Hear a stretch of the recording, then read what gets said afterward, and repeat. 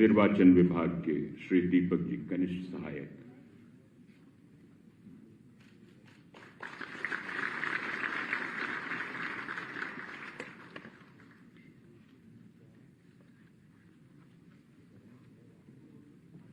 परिवहन विभाग के कनिष्ठ सहायक श्री आशीष कुमार जी,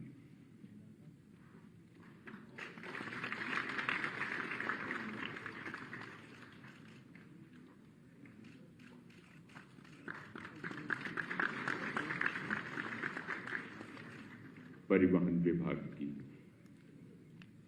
कनिष्ठ सहायक सुश्री रश्मि वर्मा जी,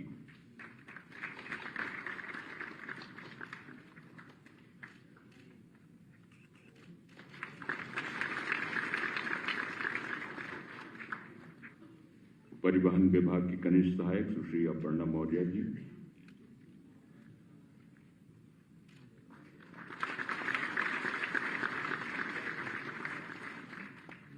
परिवहन विभाग के ही कनिष्ठ सहायक श्री अमित कुमार तिवारी जी,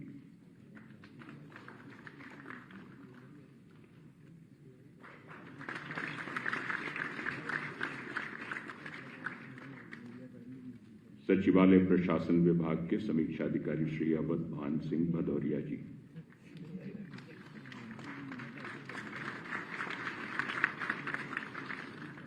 इसी विभाग के समीक्षा अधिकारी श्री हनुमंत प्रसाद सिंह,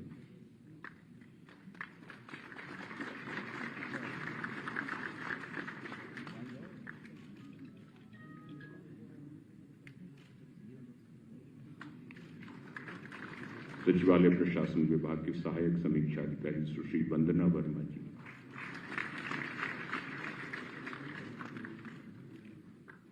सहायक समीक्षा अधिकारी लेखा सुश्री दीप्ति यादव,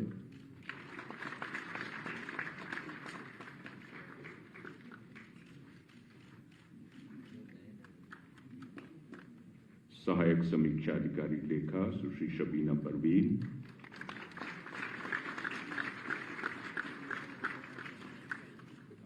और सहायक समीक्षा अधिकारी सचिवालय प्रशासन श्री शैलेंद्र कुमार रावत।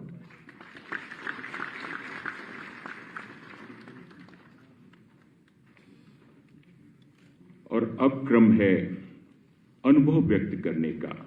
सबसे पहले इस क्रम में समीक्षा अधिकारी सचिवालय प्रशासन विभाग श्री हनुमंत प्रसाद सिंह जी अपने अनुभव को व्यक्त करेंगे।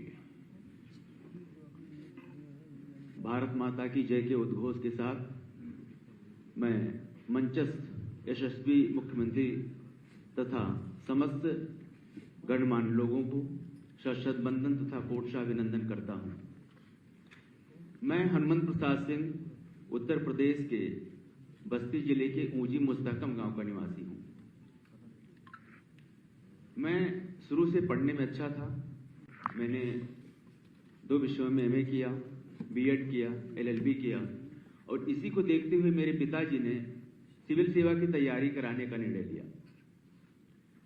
मैं एकेडमिक में अच्छा होने के साथ साथ सिविल सेवा परीक्षा की तैयारी में प्रारंभिक परीक्षा, मुख्य परीक्षा उत्तीर्ण कर लेता, कई बार साक्षात्कार तक पहुंचा, अंततः सफल नहीं हो पाया।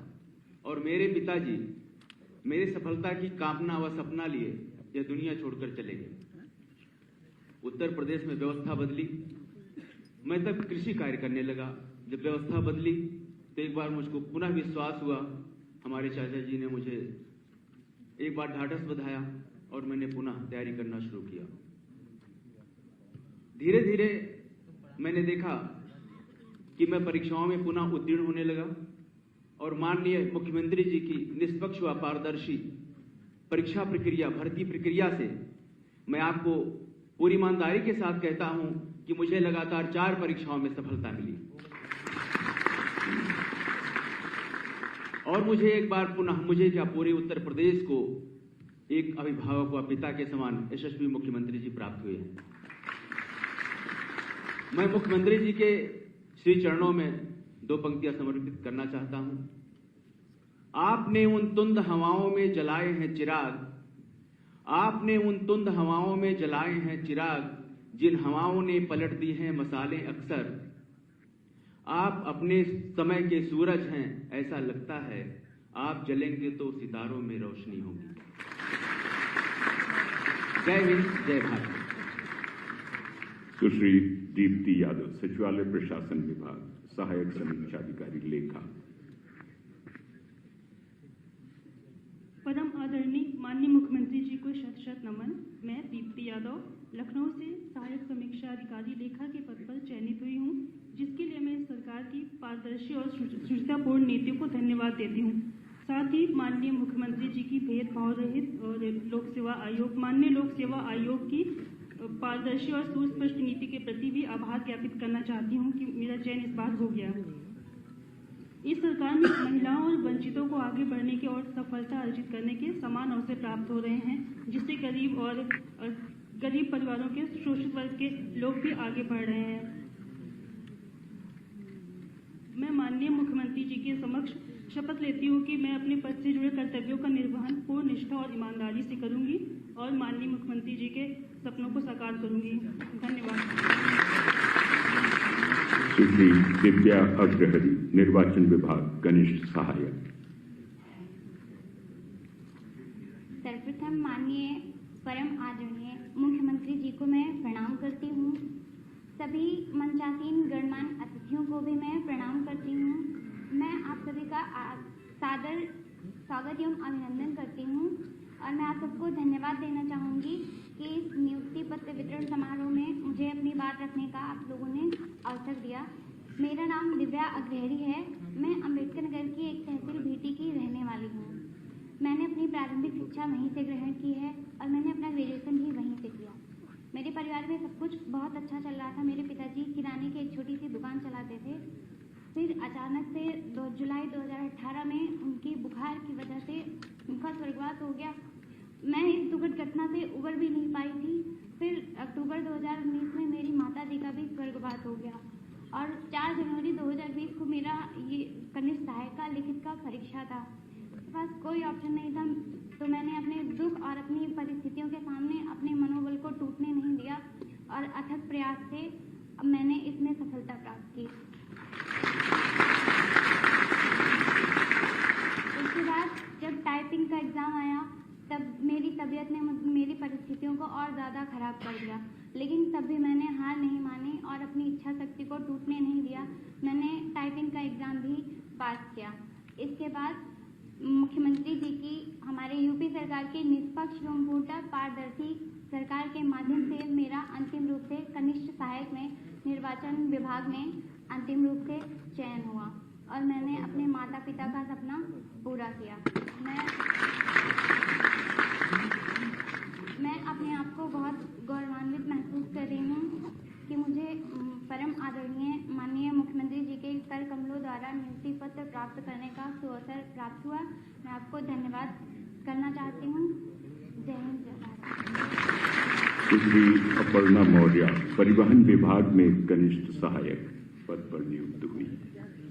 माननीय यशस्वी मुख्यमंत्री जी को मेरा सादर प्रणाम। मैं अपर्णा मौर्य मर्यादा पुरुषोत्तम श्री रामचंद्र जी की जन्मभूमि अयोध्या से आई हूँ। मेरा चयन कनिष्ठ सहायक के पद परिवहन विभाग में हुआ है। माननीय मुख्यमंत्री जी की असीम अनुकंपा से सारी पारदर्शिता एवं निष्पक्षता से सारी प्रक्रिया पूरी की गई है, जिसके लिए मैं मुख्यमंत्री जी का सादर आभार व्यक्त करती हूँ। माननीय मुख्यमंत्री जी के हाथों से नियुक्ति पत्र प्राप्त करना मेरे जीवन का आज सबसे गौरवान्वित दिन है। मैं भगवान श्री राम जी के जीवन मूल्यों को अपने जीवन में समाहित करते हुए अपने कर्तव्यों का निर्वहन पूरी निष्ठा से करने का प्रयास करूंगी। धन्यवाद। जय हिंद। परिवहन विभाग में कनिष्ठ सहायक श्री अमित कुमार तिवारी जी।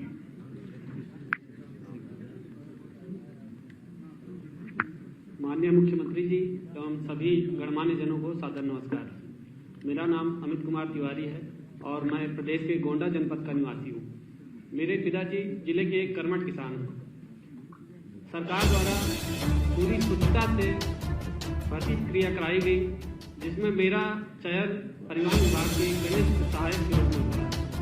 जैसा कि हम सभी जानते हैं, परिवहन किसी भी देश की अर्थव्यवस्था की रीढ़ है। माननीय मुख्यमंत्री जी का लक्ष्य है कि आगामी 5 वर्षों में अपने प्रदेश को $1 ट्रिलियन की अर्थव्यवस्था बनाया जाए, जिसमें निश्चित तौर पर परिवहन विभाग की एक महत्वपूर्ण भूमिका रहेगी। ऐसे विभाग का एक हिस्सा बनकर मैं गौरवान्वित हूँ।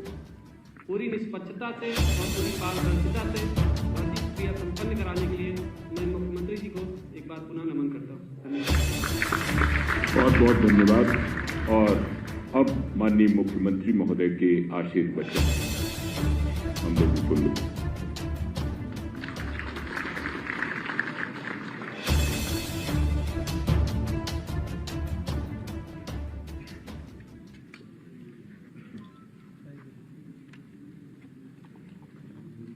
मिशन रोजगार के अंतर्गत परिवहन विभाग, सचिवालय प्रशासन तथा राज्य निर्वाचन आयोग के अधियाचन के अनुरूप उत्तर प्रदेश लोक सेवा आयोग, उत्तर प्रदेश अधीनस्थ सेवा चयन आयोग के तत्वाधान में आयोजित आज के इस नियुक्ति पत्र वितरण कार्यक्रम में मंच पर उपस्थित प्रदेश सरकार में मेरे वरिष्ठ सहयोगी, वित्त और संसदीय कार्य विभाग के मंत्री श्री सुरेश कुमार खन्ना जी, प्रदेश के परिवहन विभाग के मंत्री श्री दयाशंकर सिंह जी, राज्य निर्वाचन आयुक्त श्री मनोज कुमार जी, मुख्य सचिव श्री दुर्गाशंकर मिश्र जी,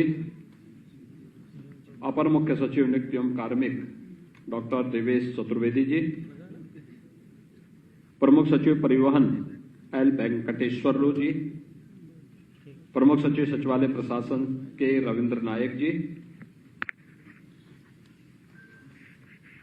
आज के इस कार्यक्रम में उपस्थित प्रदेश सरकार के विभिन्न विभागों के हमारे सभी प्रशासनिक और विभागीय अधिकारीगण, प्रदेश भर से आए हुए वे 510 अभ्यर्थीगण जिनकी आज चयन की प्रक्रिया पूरी होने के बाद उन्हें नियुक्ति पत्र प्राप्त हो रहा है, उनके अभिभावकगण और सभी अभ्यर्थीगण, सफलतम अभ्यर्थीगण और उपस्थित भाइयों बहनों, आदरणीय प्रधानमंत्री जी की प्रेरणा से उनके मार्गदर्शन में एक बार फिर से हम यहां पर उत्तर प्रदेश के युवाओं के लिए एक सफल, पारदर्शी और शुचितापूर्ण चयन की प्रक्रिया के उपरांत नियुक्ति पत्र वितरण के लिए यहां पर उपस्थित हुए हैं। इन तीनों विभागों के लिए जिन अभ्यर्थियों ने सफलतापूर्वक आज स्थान प्राप्त करके नियुक्ति पत्र प्राप्त कर रहे हैं, इन्हें मैं प्रदेश सरकार की ओर से हृदय से बधाई देता हूं, अपनी शुभकामनाएं देता हूं। मेरे लिए बहुत महत्वपूर्ण क्षण है कि सचिवालय प्रशासन के समीक्षा अधिकारी और सहायक समीक्षा अधिकारी के रूप में यहां पर 199 अभ्यर्थियों को नियुक्ति पत्र वितरण का कार्य आज संपन्न हो रहा है। राज्य निर्वाचन आयोग में 128 कनिष्ठ सहायक की नियुक्ति की प्रक्रिया आज पूरी होकर के उन्हें नियुक्ति पत्र वितरित हो रहा है और परिवहन विभाग में भी 183 कनिष्ठ सहायक की नियुक्ति की प्रक्रिया पूरी करते हुए उन्हें नियुक्ति पत्र वितरण का कार्य संपन्न हो रहा है। आपने देखा होगा अभी जिन 5 मेरी इच्छा थी सभी को नियुक्ति पत्र वितरण अपने हाथ से करूं, लेकिन समय की अपनी एक सीमा होती है, उसकी अपनी एक बाध्यता होती है और उस समय सीमा के अंदर पूरे कार्यक्रम को संपन्न करना होता है। लेकिन जिन 5 अभ्यर्थियों को नियुक्ति पत्र वितरण के साथ ही उनका संबोधन का कार्यक्रम संपन्न हुआ, आपने देखा होगा अलग अलग पृष्ठभूमि से जुड़े हुए वे सभी लोग हैं। कोई अम्बेडकर नगर से, कोई लखनऊ से, कोई बिजनौर से, कोई अयोध्या से, कोई गोंडा से, अलग अलग राज्य के अलग अलग भागों में। कोई सोचता भी था पहले बिजनौर से कोई नियुक्ति हो पाएगी किसी युवा की? कोई सोचता था अम्बेडकर नगर से भी नियुक्ति की प्रक्रिया के साथ कोई जुड़ पाएगा? लेकिन आज उन छोटे छोटे गांव और कस्बों से भी युवाओं की नियुक्ति सफलतापूर्वक शासन की सेवाओं में या विभिन्न सेवाओं में आज आती भी दिखाई देती है। और सबसे महत्वपूर्ण बात तो ये कि जब एक संवेदनशील सरकार है, सरकार की संवेदनाओं, जनता की संवेदनाओं को समझने वाली सरकार है, तो भेदभाव कैसा? क्योंकि इससे बड़ा पाप दूसरा हो ही नहीं सकता। कोई सरकार अगर अपने ही नागरिकों के साथ शासन की योजनाओं को लेकर के या शासन के किसी कार्यक्रम को लेकर के भेदभाव अगर करे और उस भेदभावकारी व्यवस्था के खिलाफ जनता ने समय समय पर उन लोगों को सबक भी सिखाया है जो भेदभाव करके प्रतिभाओं को सेवाओं से वंचित करते थे, प्रतिभाओं को आगे बढ़ने से वंचित करते थे। आज यहां पर जो 510 नियुक्ति पत्र वितरण हो रहे हैं प्रदेश के युवाओं को, एक महत्वपूर्ण क्षण है। ये 510 परिवार सीधे सीधे उत्तर प्रदेश शासन की सेवा के साथ जुड़ करके अपनी सेवाएं उत्तर प्रदेश की 25 करोड़ जनता को देने के लिए पूरी तत्परता के साथ कार्य करेंगे, इसमें कोई संदेह नहीं होना चाहिए। और इसी उद्देश्य से प्रदेश सरकार ने विगत 6 वर्षों के अंदर एक व्यवस्था बनाई कि चयन की प्रक्रिया से लेकर के नियुक्ति की प्रक्रिया तक कहीं भी किसी भी अभ्यर्थी के साथ कोई भेदभाव न हो और वो अपना जो सर्वोत्तम हो सकता है वह उनके अनुरूप कार्य कर सके। आपने देखा होगा उस बिटिया की यहां पर जिसने अंबेडकर नगर से आकर के माता पिता को खोने के बावजूद कोरोना जैसी महामारी का सामना करते हुए आज उसका चयन की प्रक्रिया उत्तर प्रदेश राज्य निर्वाचन आयोग के साथ संपन्न हो रहा है और निर्वाचन आयोग आज उनको नियुक्ति पत्र का हिस्सा बनकर के उत्तर प्रदेश की लोकतांत्रिक प्रक्रिया को पूरा करने में वह अब अपना सहयोग कर पाएगी। देखिए, कुछ कर गुजरने की एक तमन्ना होनी चाहिए और अक्सर प्रधानमंत्री जी एक बात कहते हैं कि जब कोई चुनौती हमारे सामने आए तो उस चुनौती से जो घबरा जाता है वह कुछ नहीं प्राप्त कर पाता। चुनौती आपके सामने है, इसका मतलब आपके लिए कुछ नए अवसर आने वाले हैं और उन अवसरों को अपने अनुरूप, समाज के अनुरूप और समाज और राज्य के अनुरूप या देश के अनुरूप कैसे उसको मोड़ना है, इस सामर्थ्य को विकसित करना ही ये प्रतिभा है। और उस प्रतिभा का जो भी प्रदर्शन कर पाता है उसको सफलता से कोई वंचित नहीं कर सकता है। याद रखना, उसको सफलता अवश्य प्राप्त होगी और इन सभी चयनित अभ्यर्थियों ने उस सफलता को प्राप्त की है। इसके लिए मैं उन सभी को और उनके अभिभावकों को, उनके माता पिता को, उनके परिवार के सभी सदस्यों को हृदय से इस अवसर पर बधाई देता हूं, अपनी शुभकामनाएं देता हूं। मुझे बताते हुए प्रसन्नता है, पिछले 6 वर्ष के अंदर नियुक्ति की इस प्रक्रिया को शानदार तरीके से आगे बढ़ाते हुए हम लोगों ने कार्य किया है और लगभग 6 लाख नियुक्ति अब तक हम लोग प्रदेश के अंदर सरकारी सेवा में उत्तर प्रदेश के युवाओं को दे चुके हैं। अगर मैं केवल 21 से ही यहां पर आपके सामने नियुक्ति की पत्रों की वितरण की अलग अलग कार्रवाई को आपके सामने रखूं तो अब तक हम लोग इसमें 16 नियुक्ति पत्र वितरण के कार्यक्रम को संपन्न कर चुके हैं। यानी 2021 से लेकर के और 23 के बीच में 1.5 वर्ष के अंदर ही इतनी बड़ी प्रक्रिया हम संपन्न कर चुके हैं और जिसमें 54,900 यानी 55,000 युवाओं को प्रदेश के अंदर नियुक्ति पत्र वितरण हुआ है, जबकि ये वही दौर है जब कोरोना जैसी महामारी भी थी। कोरोना जैसी महामारी के साथ साथ इसी दौरान पंचायत चुनाव हमारे हुए, विधानसभा के चुनाव भी हुए प्रदेश में। अभी आपने विगत दिनों 3 महीने पहले नगर निकाय के चुनाव भी देखे हैं।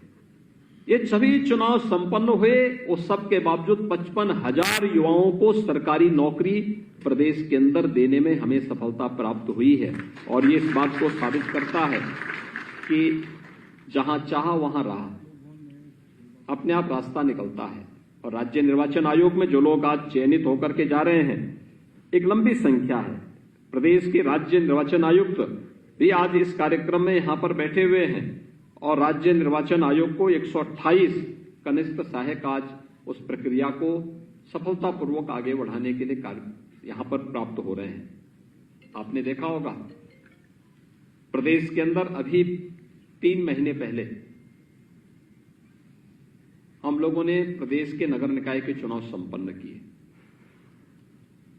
6 करोड़ मतदाता थे हमारे यहां नगर निकाय के चुनाव में। 760 नगर निकायों में, जिसमें 17 नगर निगम थे, 200 नगर पालिकाएं थी, 545 नगर पंचायतें थी। इन सब में चुनाव की प्रक्रिया संपन्न हुई और लगभग 4.5 करोड़ मतदाता भी थे। और चुनाव में कहीं कोई धांधली नहीं हुई, कोई हिंसा नहीं हुई, कोई बूथ कैप्चरिंग नहीं हुई, एक भी जनहानि नहीं हुई।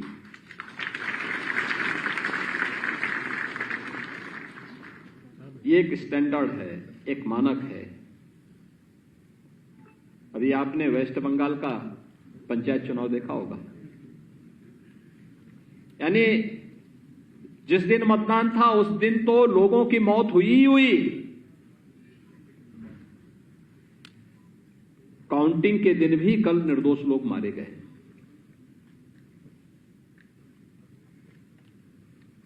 और ये लोग लोकतंत्र का ढिंडोरा पीटते हैं। जो लोग लोकतंत्र को सर्वाधिक नुकसान पहुंचा रहे हैं, वे लोग सबसे ज्यादा लोकतंत्र की बात भी करते हैं।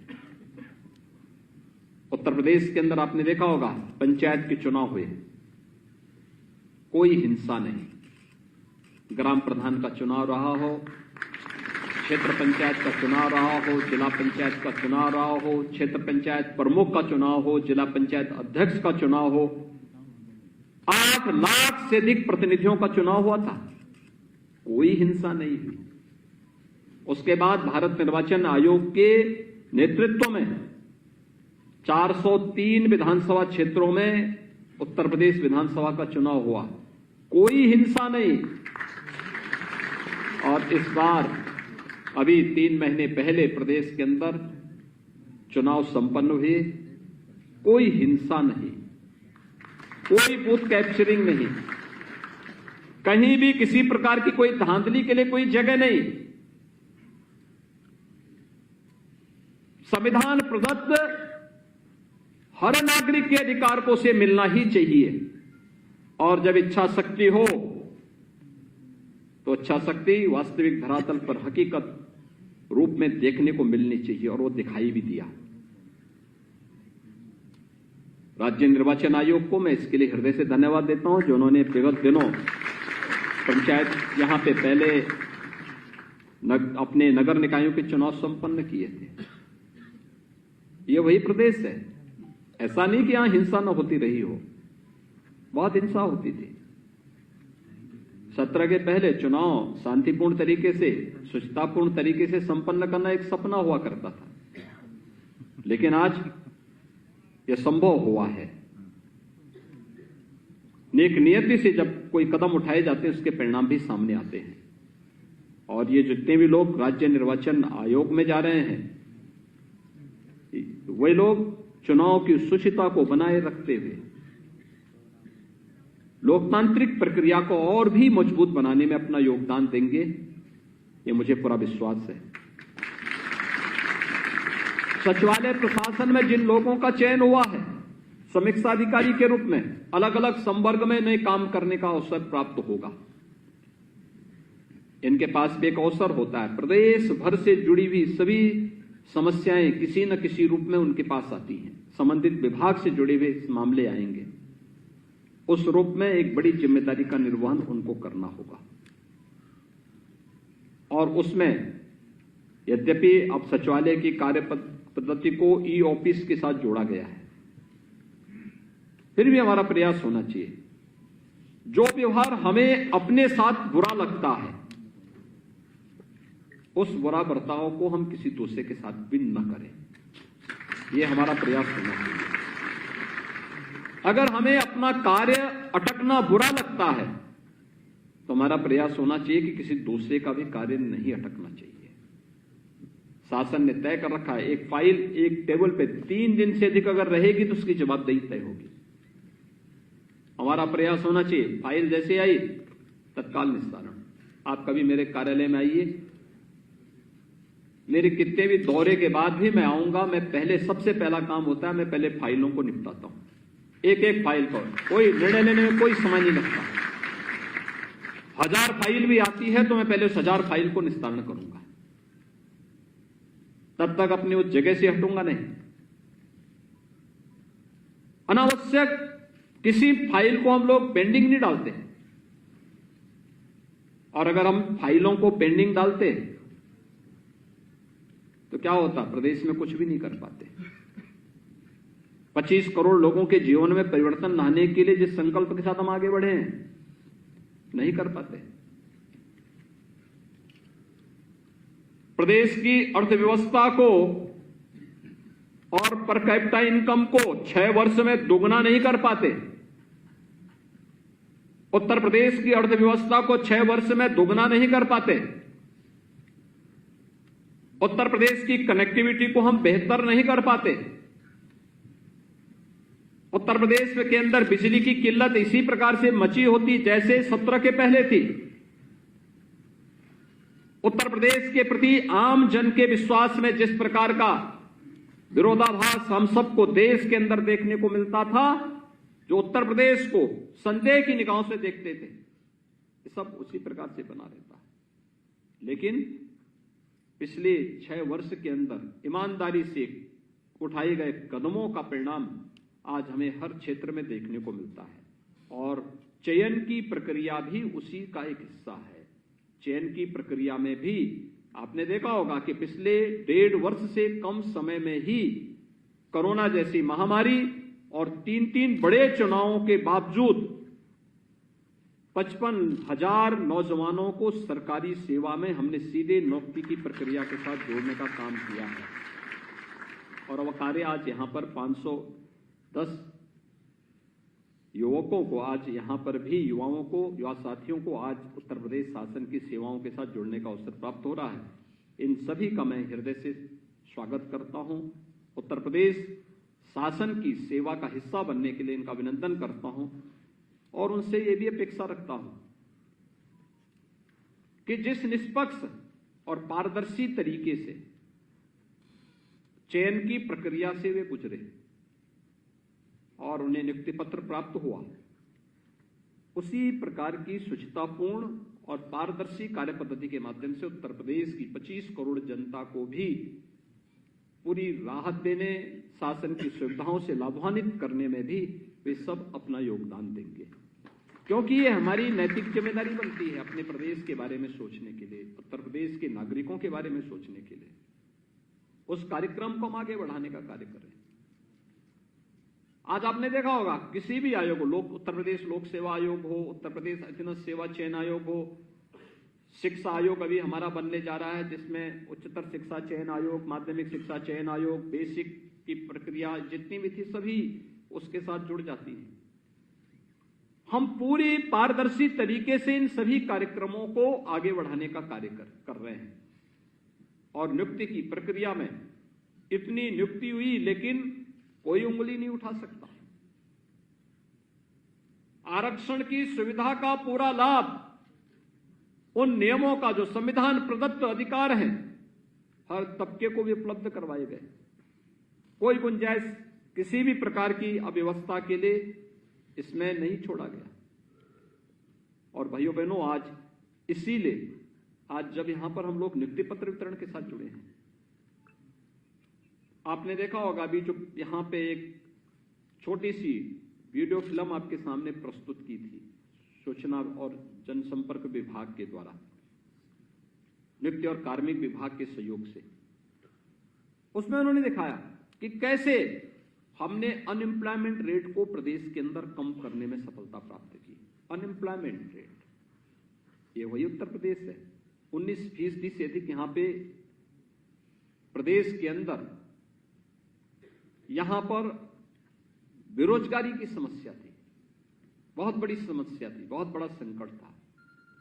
लेकिन हमने उन सभी सेक्टर्स का चयन किया, कहां पे उत्तर प्रदेश के युवाओं को रोजगार की संभावनाओं को हम आगे बढ़ा सकते हैं, कौन कौन से क्षेत्र होंगे।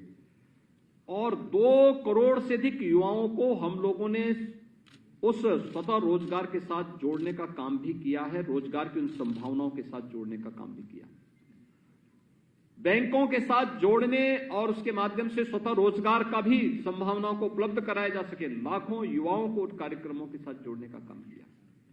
आज परिणाम है कि लगातार उत्तर प्रदेश के अंदर अनएम्प्लॉयमेंट रेट घटा है, लोगों को रोजगार की सुविधाएं मिली हैं। मुझे याद है कोरोना कालखंड में जब कामगार और श्रमिक उत्तर प्रदेश के अंदर आए, मैंने कई राज्यों के उस समय के मुख्यमंत्रियों से बातचीत की। मैंने कहा भी देखिए, उत्तर प्रदेश के लोगों को आप सुविधा नहीं दे रहे हैं, उत्तर प्रदेश के लोग वापस आ रहे हैं, कोरोना पे तो हम नियंत्रण कर लेंगे। आदरणीय प्रधानमंत्री जी ने जो कार्य योजना बनाई है, कोरोना उत्तर प्रदेश और देश के अंदर नियंत्रित हो जाएगा। लेकिन याद रखना, उत्तर प्रदेश के लोग अगर आपके यहां नहीं आएंगे तो आपके सामने संकट आपके सामने आएगा, मेरे सामने नहीं आने वाला है। और आपने देखा होगा जो लोग वापस आए थे, 95% लोग उत्तर प्रदेश के अंदर ही उन्होंने अपना काम शुरू किया। एमएसएमई यूनिट में 1 डिस्ट्रिक्ट 1 प्रोडक्ट के कार्यों के साथ, उत्तर प्रदेश के अंदर इंफ्रास्ट्रक्चर के जो कार्य चल रहे हैं उनके साथ, वे सभी हमारे जो मैन पावर अन्य राज्यों से आई हुए यहां जुड़े, यहीं पे काम उन्होंने शुरू किया। संकट हमारे यहां नहीं आया, हमें तो एक स्किल मैन पावर मिला, लेकिन जिन राज्यों ने उस समय उपेक्षा की उनके पास आज कमी है। वे लोग कह रहे हैं कि साहब हमें लोग चाहिए, लोग मिल नहीं रहे हैं। तो मैं उनसे यही कहता हूं कि भाई देखो, उस समय आपने ध्यान नहीं दिया जब उनके ऊपर संकट था। हमारी सरकार ने ध्यान दिया, हमने सबके लिए पलक पावड़े बिछा करके सबका स्वागत किया, और वे आज उत्तर प्रदेश के विकास में सभी लोग काम कर रहे हैं, योगदान दे रहे हैं, और इसी प्रकार की अपेक्षा हम आपसे भी रखेंगे। उत्तर प्रदेश को आने वाले समय में देश की अग्रणी अर्थव्यवस्था के रूप में स्थापित करना है। आदरणीय प्रधानमंत्री जी के उस संकल्प के साथ कि भारत दुनिया की तीसरी बड़ी अर्थव्यवस्था बने, इसके लिए $5 ट्रिलियन की इकोनॉमी भारत की बने, इसके लिए उत्तर प्रदेश की महती भूमिका होगी। और इसमें हर व्यक्ति अगर अपने अपने क्षेत्र में कार्य करना, ईमानदारी के साथ अपने कर्तव्यों का निर्वहन करने लग जाए, कोई कारण नहीं कि उत्तर प्रदेश इसमें सफल न हो जाए, अवश्य सफल होगा, कोई संदेह नहीं होना चाहिए। और उसी सफलता के मार्ग पर आगे बढ़ने के लिए एक अवसर, एक राज्य सेवा के साथ जुड़ने का आपको प्राप्त हुआ है। मैं इस अवसर पर इन सभी नवचयनित अभ्यर्थियों को, जिन्हें आज उनकी इस मेहनत के परिणाम स्वरूप, उनकी प्रतिभा के परिणाम स्वरूप, उनके अभिभावक और माता पिता के आशीर्वाद से, उनके गुरुजनों के आशीर्वाद से आज सफलता प्राप्त हुई है। मैं इस अवसर पर उन्हें बधाई देता हूं, अपनी शुभकामनाएं देता हूं और विश्वास व्यक्त करता हूं कि वे भी उत्तर प्रदेश के अंदर, उत्तर प्रदेश की विकास की प्रक्रिया का हिस्सा बनकर के उत्तर प्रदेश की 25 करोड़ जनता के जीवन में व्यापक परिवर्तन लाने में अपना योगदान देंगे। इस विश्वास के साथ आप सबके प्रति मेरी शुभकामनाएं। धन्यवाद। जय हिंद। बहुत बहुत साधुवाद माननीय मुख्यमंत्री महोदय। और अब धन्यवाद ज्ञापन के लिए डॉक्टर देवेश चतुर्वेदी जी, एडिशनल